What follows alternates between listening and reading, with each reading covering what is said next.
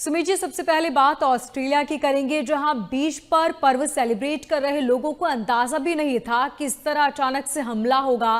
कई लोगों की जान चली गई और खुशियों का पल अचानक से मातम में तब्दील हो गया।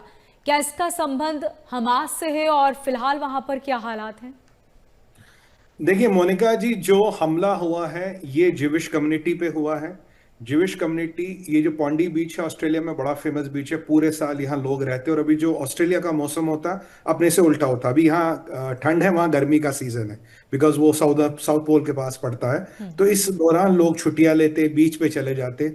संडे के दिन मैक्सिमम भीड़ होती है ऑस्ट्रेलिया के बीचों पे। तो ये जो पौंडी बीच है, मान लीजिए बहुत फेमस टूरिस्ट जगह है, जैसे दिल्ली का इंडिया गेट मान लीजिए। अब इसके साथ एक कम्युनिटी, एक पार्क थी वहां, ज्यूइश कम्युनिटी का हनूक करके एक ज्यूइश फेस्टिवल है, जो वो बेचारे सेलिब्रेट कर रहे थे। ज्यूइश कम्युनिटी मिलती है, सेलिब्रेट करते हैं। और ये जो अटैक हुआ है, ये टारगेटेड उस ज्यूइश कम्युनिटी पे हुआ है, उस सेलिब्रेशन पे हुआ है। अभी जो हमारे पास कंफर्म्ड अपडेट्स हैं, 12 लोगों की मृत्यु हो चुकी है।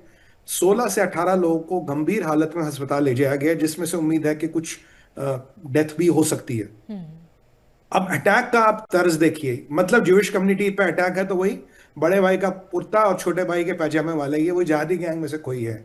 जो सिग्नेचर अभी बताता, हमारे पास कंफर्मेशन है, जो सिग्नेचर बताता है ये आइसिस या अलकायदा दोनों में से एक है। हमास हिजबुल्लाह का सिग्नेचर नहीं है, आइसिस या अलकायदा, मोस्ट प्रोबेबली आइसिस है ये। क्योंकि आइसिस ने ऐसा अटैक बहुत पहले टूनिशिया में भी किया था। वहां 30-35 लोगों को इसी स्टाइल में मारा था, पर वो फॉरेनर्स थे। यहाँ निशाने पे यहूदी यानी कि ज्यूइश लोग हैं। अगर ज्यूइश लोग निशाने पे, तो समझिए इस्लामिक आतंकवाद की जो फैक्ट्री चलाती है दुनिया भर में, इन्हीं में से कोई ना कोई है जिसने ये कांड किया है। और ये इस मौके की तलाश था, इस दिन का इंतजार था। अब देखिए, प्रभु की एक अनुकंपा रही कि जो गनमैन थे, 2 या 3 बताए जाते हैं। एक गनमैन को, एक वहां के ऑस्ट्रेलिया वाले ने, वो भिड़ गया, उससे शॉटगन ले ली। वो शॉटगन होती है ना पिक्चरों में, वो वाली ले ली, उसी को बंदूक से उसे मार डाला। तो सबसे बड़ा तो उस व्यक्ति की बड़ी सराहना करनी चाहिए। अगर वाकई। वो वहां स्थान पे नहीं होता तो मौतें और होती। दूसरे दूसरे को भी पुलिस की गोली लगी है, वो हताहत है। तीसरे का कोई क्लैरिटी नहीं है, था नहीं था, भाग गया, क्योंकि वेपन 3 थे।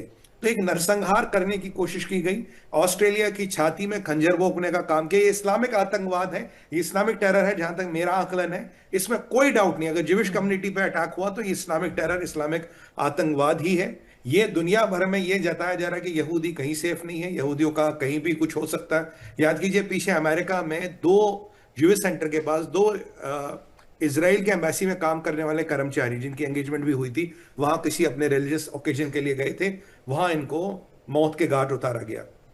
यूजुअली ज्यूज में फ्राइडे को शबात होता है।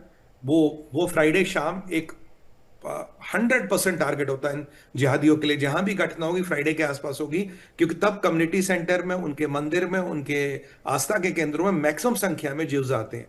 आज ये संडे में हनूक फेस्टिवल है, ये इनका 3rd या 4th बिगेस्ट फेस्टिवल है जो आता है। यम कपूर के बाद ये बड़ा 3रे-4थे नंबर पे आता है। यम कपूर आता है 7 अक्टूबर 2023, 7 अक्टूबर को। याद कीजिए, जब 7 अक्टूबर 2023 को हमला हुआ था इसराइल में, जिसमें 1200 लोग मारे गए थे, हमास ने जी। मारा था, उस याम कपूर का ही फेस्टिवल था। तो याम कपूर के फेस्टिवल को चुना गया था। जैसे यही है मोनिका जी, जिहादी दीपावली का चयन करते हैं, दशहरा का चयन करते हैं, रामनवमी बिल्कुल। का चयन करते हैं कि जी इस दिन बम फोड़ना है, इस दिन लोगों को मारना है, इस दिन हिंदुओं को मारना है। ठीक उसी तरह से वहां यहूदियों को किस दिन मारना है, इसका पूरी प्लानिंग की गई थी।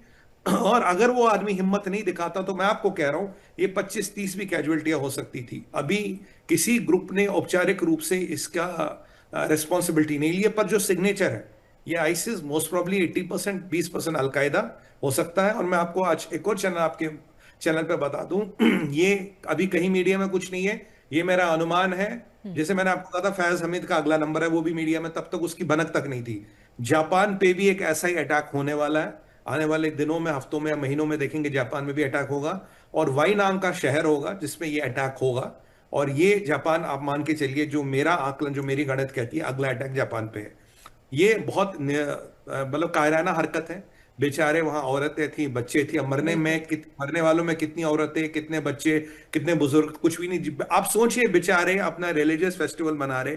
मान लीजिए दिवाली का मेला लगा, दशहरा का मेला लगा, हम गए परिवार को लेके, कोई आके बंदूक से गोलियां चलाए, बिल्कुल वही प्रकरण था। और यहां एडवांटेज क्या था, एक बंदा एक ओवरब्रिज था उससे गोलियां चला रहा था। और शॉटगन की गोली इतनी बड़ी होती है, अगर किसी को लग जाए तो 100% ही मरेगा, लगभग लगभग। बहुत पावरफुल होता है शॉटगन। तो बिल्कुल। शॉटगन को चूज किया गया कि एक एक करके मारना है, डिस्टेंस से मारना है, ताकि वहां से उस पर अटैक ना हो। ऑस्ट्रेलिया के लिए एक वेकअप कॉल है, दुनिया भर के लिए एक वेकअप कॉल है। ऑस्ट्रेलिया में पहले भी एक लोन वुल्फ अटैक हुआ था, एक कैफे में लोगों को होस्टेज बनाया गया था, जिसमें अटैकर और 2 होस्टेज मरे थे। तब वो आइसिस ने करवाया था। इसमें भी मुझे कहीं ना कहीं लगता है ये आइसिस का ही लेना देना, और ये दुनिया के लिए, भारत के लिए, हर एक के लिए एक चुनौती है।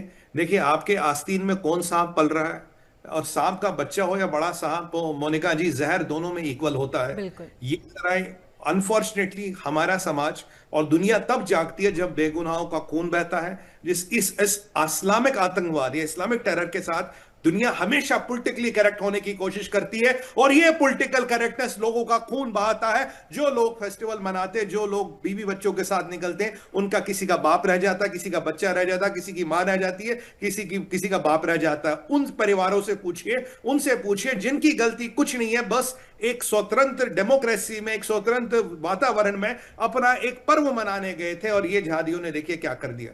क्योंकि अभी किसी बिल्कुल ने सुमित जी, बहुत शर्मनाक है मासूम निहत्थे लोगों पर इस तरह हमला करना। और ये मंशा यही थी कि ज्यादा से ज्यादा लोग मरे, क्योंकि वो इलाका चूज किया गया जहां पर 2000 लोग इकट्ठा थे, वो पर्व मना रहे थे, और इसी बीच अंधाधुंध फायरिंग शुरू कर दी गई। बिल्कुल मोनिका जी, देखिए आज पर्व का दिन था, और पर्व जब ये अटैक हुआ तो वहां मैक्सिमम भीड़ थी। तो डेट चूजन थी, ये रैंडम अटैक नहीं है, तो महीनों से इसकी तैयारी हो रही है। डेट चोजन थी, टाइम चोजन था। ये देखिए ना, जिसे पीछे हमने बात की थी, एक वो पाकिस्तान का जिहादी था नुमान खान, जो अमेरिका में डेलवेयर यूनिवर्सिटी पे जाके हमला कर रहा था। हमने कवर किया था MH1 पे। उसके पास 6-6, 7-7 बंदूकें मिली मोनिका जी। एक उसके पास मशीन गन उसने डेवलप की थी, मतलब जुगाड़ उगाड़ करके। जी। वो 1 मिनट में 1200 गोलियां चलाती है, 1200 गोलियां। मतलब आदमी पे अगर बाजू पे लग जाए तो बाजू उखाड़ के ले जाती है, वो इतनी पावरफुल होती है। तो उसने वो तक AR-72 राइफल, ग्लॉक, हर एक तरह का असला उसके पास था, और उसको डेलवेयर की यूनिवर्सिटी में बहुत बड़ा कांड करना था, जबकि वो अमेरिकन था, मतलब पाकिस्तानी मूल का है।